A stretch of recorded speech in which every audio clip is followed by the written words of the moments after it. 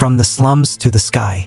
In the dusty barrios of Medellin, Colombia, 1949, a boy named Pablo Emilio Escobar Gaviria entered a world of grinding poverty.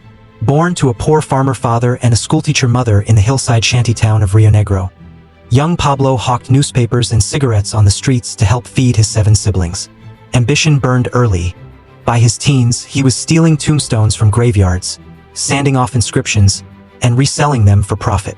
Poverty wasn't just hardship.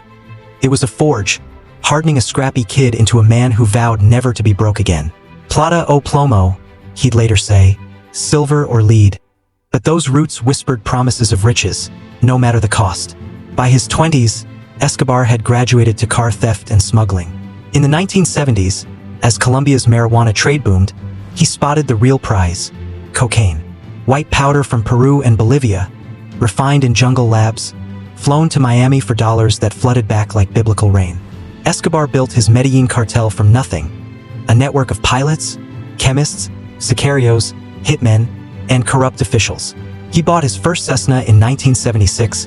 Soon, he commanded a fleet of 15 planes, smuggling 15 tons of coke a day into the U.S. By 1982, Forbes pegged his fortune at $4 billion, making him the world's richest man. He stashed cash in hacienda walls, buried under fields. Once, rats chewed through millions in soaked bills. His empire wasn't just drugs. It was a machine devouring lives. Robin Hood or Reign of Terror. Medellin idolized him at first. Escobar played the savior, building 200 homes for the poor in Barrio Pablo Escobar, handing out food from armored trucks, even getting elected as an alternate congressman in 1982. To the slums, he was Robin Hood, paying school fees, paving roads, funding soccer fields. "I prefer a tomb in Colombia to a jail cell in the US," he declared, positioning himself as a nationalist folk hero. But the mask cracked fast. Politics meant power and enemies. When investigators exposed his criminal ties, Escobar unleashed hell. He bombed Avianca Flight 203 in 1989, killing 107 to assassinate a presidential candidate. Assassins gunned down rivals, judges, journalists. Car bombs shredded city streets.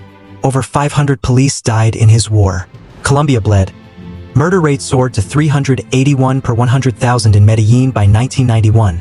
Corruption rotted the government. Families shattered under cartel crossfire. Escobar's sicarios on motorcycles executed hits like urban specters, turning paradise into a graveyard. He ordered the Palace of Justice siege in 1985, where M19 guerrillas, whom he armed, stormed the Supreme Court, leaving 98 dead amid flames. Power came laced with blood, thousands of innocents paying for his throne. The noose tightens. The world fought back. U.S. extradition treaties fueled Escobar's fury. He saw gringos as the enemy stealing Colombian wealth. But cracks formed. Rivals like the Cali cartel chipped away, while Los Peeps, a vigilante death squad backed by DEA and Cali, hunted his family. Escobar's arrogance peaked at Hacienda Napoles, his 7,000-acre pleasure dome. Private zoo with hippos, now feral invaders, airstrip, sculpture garden. But by 1991, cornered, he surrendered, sort of.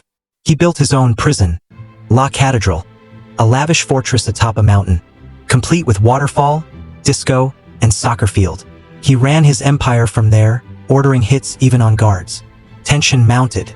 When word leaked he'd murder witnesses inside, the government moved to transfer him. Escobar fled in 1992, igniting a massive manhunt. Phone taps tracked his calls to family. Mi mama, mi mujer, mis niños, his one weakness. DEA agents, Colombian search block, and CIA tech zeroed in. On December 2nd, 1993, his 44th birthday week, Escobar hunkered in a Medellin rooftop hideout. A radio blared salsa. He paced, unshaven, plotting escape. The final fall. At 3:15 p.m., helicopters thundered. Search block stormed the building. Escobar bolted to the roof, radio in hand, frantically calling his son. Bullets flew, his on his thigh, torso. "There's precise. Motherfucker!" He screamed in English, a final curse. He died at 43, shot through the head, ear, and leg. Suicide or shootout. Official story: killed in a firefight. But whispers of execution lingered. Colombia exhaled, then tallied the wreckage. 25,000 dead from his wars, economy scarred, trust in institutions eviscerated. His hippos roam free, a living symbol of unchecked excess. Escobar's legacy? A cautionary inferno. Ambition birthed billions but sowed terror, proving power built on bodies crumbles to dust. Poverty shaped a monster, but choices define the man. In Medellin's scars, the lesson endures. True wealth isn't seized. It's earned without blood. If you like this story, follow me for more.